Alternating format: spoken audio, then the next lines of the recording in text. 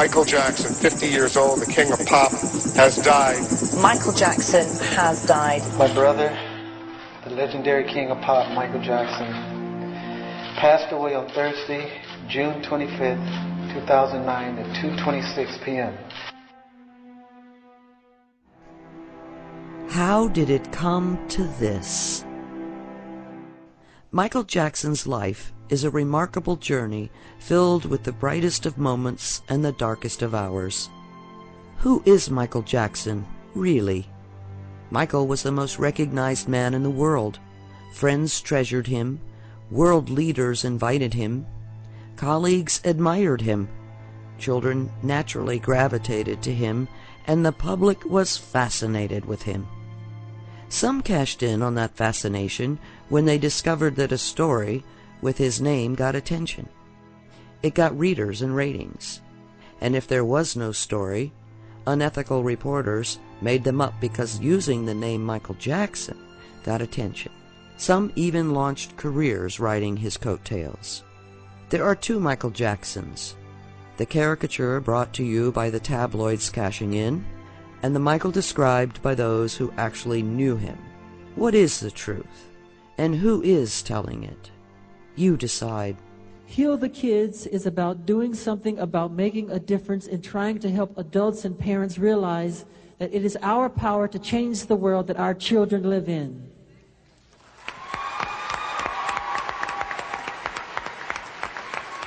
Who among us would have believed that the sound of children at their playgrounds would be replaced by the sound of automatic machine gun fire at our schools? That the sound of little girls skipping rope would be overshadowed by the frantic shrills of children dodging bullets? Yet, instead of loving our children more, we installed metal detectors in our school.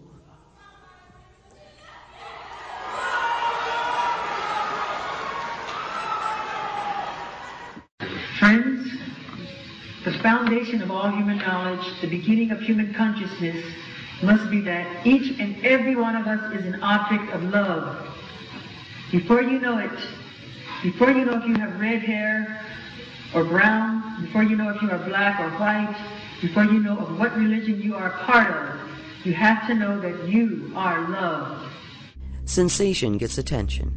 Words like bizarre and freak come right out of circus sideshows where they made fun of misfortune. Repeat something enough times and people begin to believe it.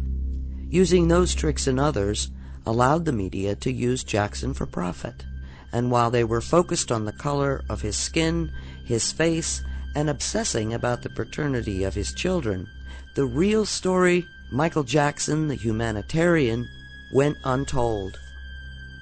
The paper is accused of paying off police while hacking into the phones of celebrities, members of the royal family, a murdered teenager, victims of terrorism, and war widows for years. British police now say they've uncovered nearly 4,000 hacking victims. 4,000. And it's hard to imagine that at the lowest points of your life, you could get any lower. And then hearing that somebody may well have been listening to those very intimate conversations, and you realise that things can get lower. How we improve the ethics and morals of the press in this country and make sure they improve for the future. How people can get up in the morning and think that's a good idea for the sake of a story is beyond me. Ambush journalists take advantage too. The game is to gain someone's confidence with promises to expose the truth, but instead ambush with surprise questioning and clever editing. Martin Bashir filmed Jackson, then released a cut-and-paste hit piece, only to make a name for himself. He inserted innuendos about children in voiceover that led another family, using the same attorney, to repeat an old idea, accuse Michael and extort money a second time. Instead, Michael went to trial and proved his innocence. Not guilty on 14 counts. But the damage was already done. Unethical journalism is not above using subliminal messages to direct your thinking. Notice in this promo where they placed a king's crown. That's not an accident. That's planting a suggestion. While Bashir and his crew were here at Neverland, they got to witness what has become an almost weekly experience. Busloads of children, some from the inner city, some orphaned, some terminally ill, but all of them escaping their reality to spend a day at Michael Jackson's creation. About Michael's ranch, Mr. Bashir's on-air comment was, "One of the most disturbing things is the fact that a lot of disadvantaged children go to Neverland. It's a dangerous place for a vulnerable child to be." But what he said behind the scenes was this. I was here yesterday and I saw it, and it's nothing short of a spiritually kind thing. He made Michael Jackson think this was going to be a positive documentary, and Michael trusted him partly because he had worked with Princess Diana. This comment about Michael's method of raising children was included on Bashir's special. They are restricted. They are overly protected. I was angry at the way his children were made to suffer. But this was not. Your relationship with your children is spectacular. And in fact, it almost makes me weep when I see you with them. Michael didn't learn till after the documentary was made that Martin Bashir had been officially reprimanded in Britain for unfair journalistic practices. Is there things that you left out of this thing that you're like, I'm happy I did? Absolutely not. It was difficult because, I guess to some extent, because I come from Britain where we don't do sycophantic interviews. We don't really suck up to people very much. We don't do that kind of thing. When I made the documentary, there was a small part of that which contained a controversy concerning his relationship with other young people. But the truth is that he was never convicted of any crime. I never saw any wrongdoing myself. And whilst his lifestyle may have been a bit unorthodox, I don't believe it was criminal. Some reporters played tabloid roulette while Jackson was fighting for his life and for justice in court. Las Vegas, the place is up for grabs tonight. Odds 2-1. Jackson will be convicted in 1 to 5 counts. Cha-ching. Welcome back, everybody. I'm Nancy Grace. Thank you for being with us tonight. Some reporters stir up people's emotions for ratings or call themselves experts, use innuendo or the line, "sources tell me," to plant suggestion and pique interest. They dehumanize before they dismember the celebrity they target. What was all that fuss about the mask, his skin color, umbrella? We thought they were eccentricities. Could this in fact be a personal style that evolved to disguise a serious disease? Michael had lupus, a lung disease, and vitiligo. He didn't bleach his skin. Vitiligo destroyed the pigment. Many patients with lupus have vitiligo. It started on his hand. The glove came into being to camouflage. Quite a few of my patients have fibromyalgia. He may have suffered from that. Very common to be an insomniac. One thing you say to lupus patients, don't let the sun hit your skin. That's right. The mask kept paparazzi stalking Michael from splashing unflattering pictures and headlines in tabloids the next morning. And the obsession about paternity. What was really behind those stories about race and having children? Was it thinly veiled racism? Well, one glimpse at Michael Jackson will show you that he doesn't really look like an African-American man anymore. I think the Jackson family is all about this. I think that's why they'll fight for the children, because where the children go, that's where the money goes. Who's the real baby daddy of at least the first 2 kids? These kids are not biologically related to Michael Jackson. They're not. And I keep reporting that, and the fans keep saying, no, they are. They're his. Yeah. No, they're not. They're not. Get a clue. Get a clue. Because, well, the children don't necessarily, and I guess the biracial children could look different, and they can be whiter or darker, or they can be sort of all one or all the other. Blue eyes, not so much. And questioning paternity or skin color only insults families who adopt or use fertility procedures to have children. It is Michael Jackson, and he lives to be strange. He's in free fall now, and we all got to stay glued to the set till we see the splash.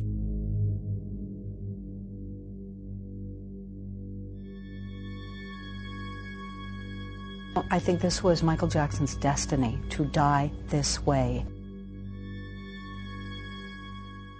Here are some of the people Michael counted among his friends.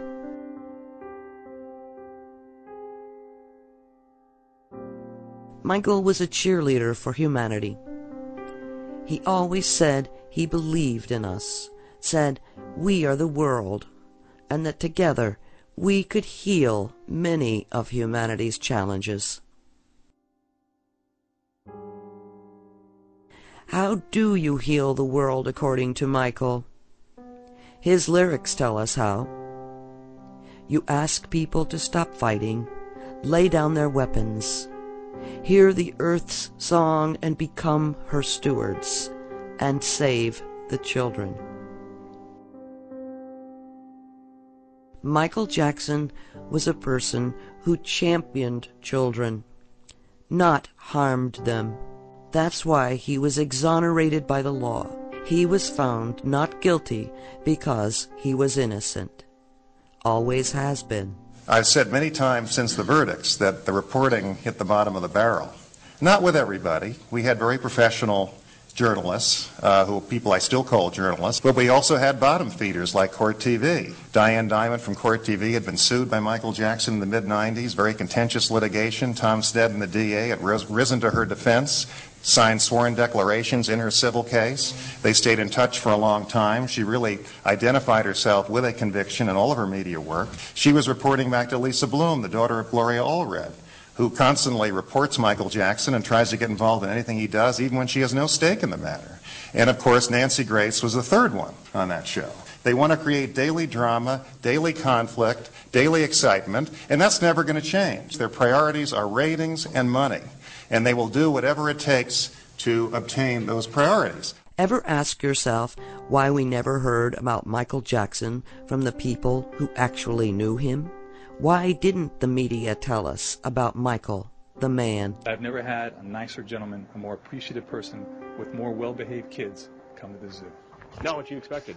Absolutely not what I expected. You know, I've hosted a lot of celebrities here at the zoo, and quite frankly, many of them are not pleasant people to be around. Surrounded by bodyguards, just the holier-than-thou attitude. He was the absolute opposite. When we were in Europe and we were doing the bad tour, every city we went to the children's hospital and bought them a piece of equipment. Not one hospital for the whole tour. Every city. They had a little boy that was dying and wanted to meet Michael. And Michael went up and talked to him, and the kid perked up, and it was like amazing. And I went off to the corner. I cried. I really couldn't take it.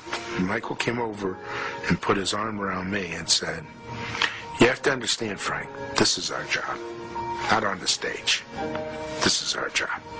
To make somebody feel good." He believed that. He absolutely believed that. My daughter stayed with him, and he has so much fun, and he's just a fun guy. Would you leave your children? Yes, I would. Yes, I did. I left my child with my... Yes. So many people really don't know him, and they don't give him a chance, and they're so ready to criticize. I was with Michael in Eastern Europe, and we got off of the plane, and he said, "You want to go to the hotel, you want to come to the orphanage with me?" And it was like, rather than going to the hotel, he went to the orphanage. And he walked into this orphanage, and I remembered him looking, and he was walking through it, he was very calm. The promoters were there, and he was looking around, and the conditions were pretty grim. And I saw him whisper to someone, and then whisper to someone else, and he was, moving through and interacting with the children. And then later I found out what he had whispered, and it was, this orphanage will be turned around. There will be new beds in here. There will be clean sheets in here. There will be more people in here taking care of these children by tomorrow, or I'm not going to go on stage. Michael is perhaps one of the best clients I've had. He's generous, he's kind, he's grateful. He thanks you for all the work you do every day. He had a very wonderful human side to him, too. He was polite and gentle, and in a business where we didn't hear these words too often, Michael, if he would ask for something during a session, he'd say, "Please." Such a great guy. He seemed otherworldly, but he was also a human being. I know what it's like to walk down the street and feel like the whole world is turned against you. I know what it's like to feel helpless and unable to defend yourself because the roar of the lynch mob is so loud that you are convinced your voice can never be heard. I had abandoned him, that we had abandoned him. that we had allowed this magnificent creature that once set the world on fire to somehow slip through the cracks. He was so unique, so original, so rare, and there will never be anyone like him again. He was a king. Michael used his fame and his platform not just to improve orphanages, but to teach children and to take on social issues. Gang violence, tabloid corruption, poverty, racism, stewardship for the planet, and even war. This is Lisa Marie and myself at a hospital in Budapest. And I saw this little kid. His name was Farkas. I asked this nurse, what's wrong with this kid? She said that he needs a liver. No matter what it takes, I'm going to find a liver for him. So I sent my organization around the world. And I said, I'm not giving up. I'm not going to have this child die. I was so happy when I got a phone call. They told me we found the liver, and he has his life.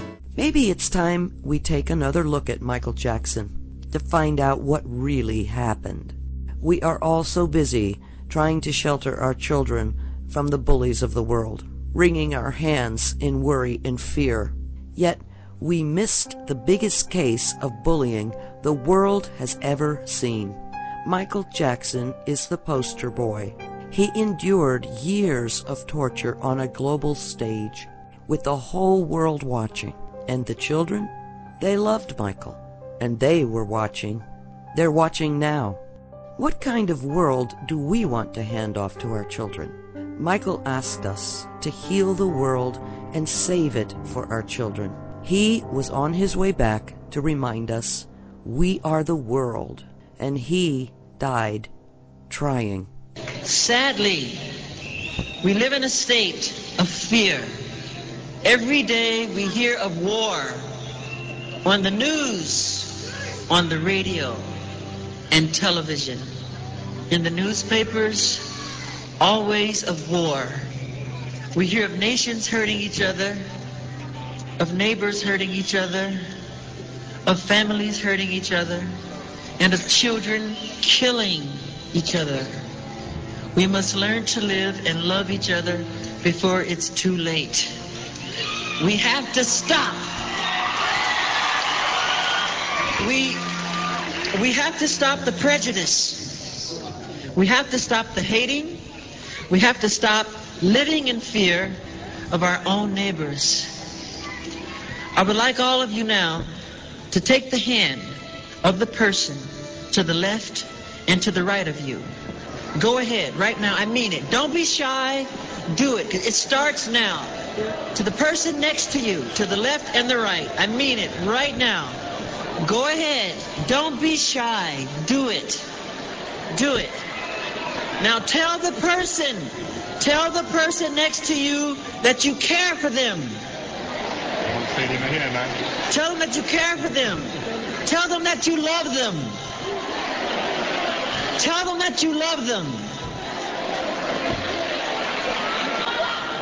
This is what makes the difference. Together,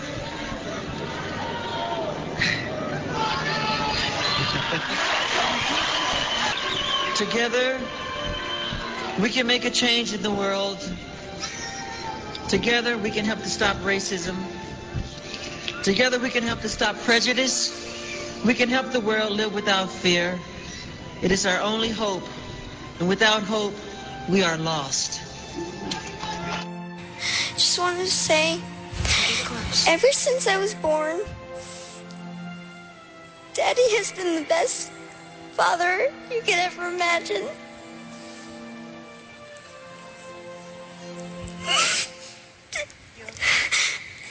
And I just wanted to say I love him so much. I looked at him and I said, Michael, I got to be honest with you. If more people saw this side of you, I don't think you'd have nearly the types of controversies that you face all the time. And Ari, the thing that'll stick with me as long as I live is he took my hand with both hands, shook it hard, he looked at me and said, Ron, the problem is no one will ever know what it's like to have to be me. No one will ever know what it's like to have to be me. And it really taught me a lesson. Don't prejudge somebody by what you always hear in the media.